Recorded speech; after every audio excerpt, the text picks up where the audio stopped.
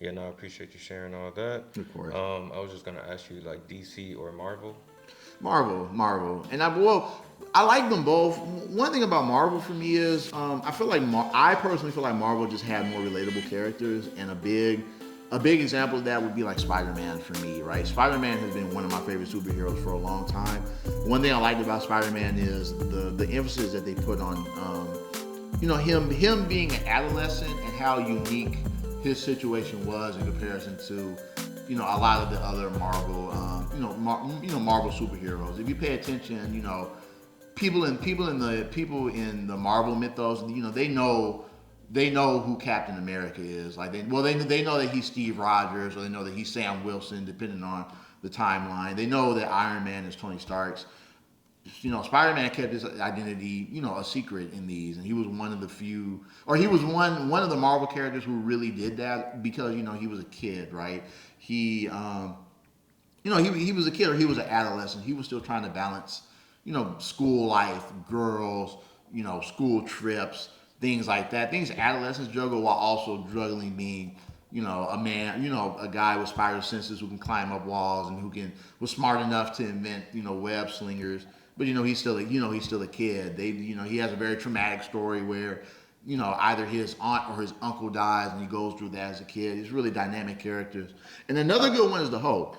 One thing that was important about the Hulk, and I can kind of go back to when I was growing up, the Hulk was really a more complex character than a lot of people might admit to it. Because when I was growing up, there was kind of a confusion with me as to whether he was a hero or a villain, right? When Hulk was created, he was given more of a with Hulk and Bruce Banner, that's directly influenced by Dr. Jekyll and Mr. Hyde.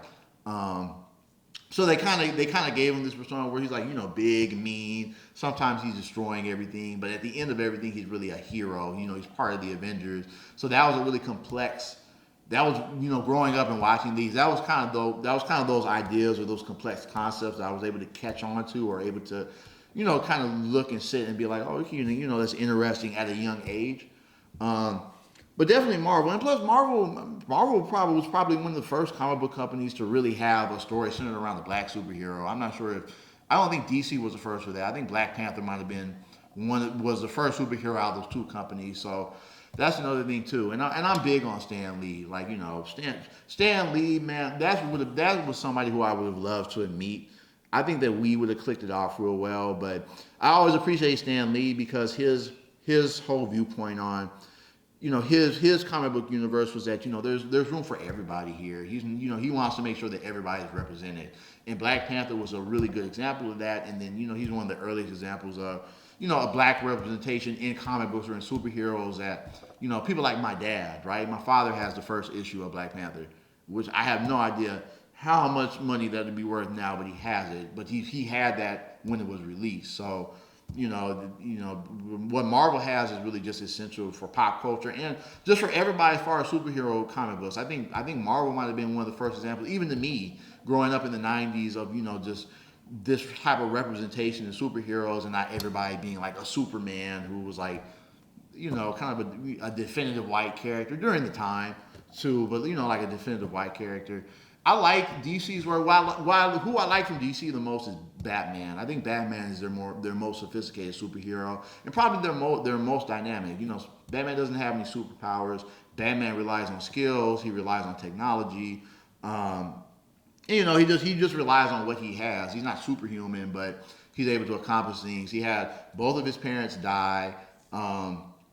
He's orphaned, but it was basically raised, or is basically still mentored by Alfred. So they had that in DC, but Marvel just has more diverse, more complex, more intricate superheroes. And I feel like DC has a lot of cape wearing superheroes, where Marvel doesn't really have that. They have some superheroes that wear capes, but if I say Iron Man, I say Wolverine, I say Hulk, Spider-Man, they don't wear capes. Black Panther doesn't wear capes. So I feel like they kind of broke out of that mode where I was kind of used to this kind of stereotype of superheroes in capes.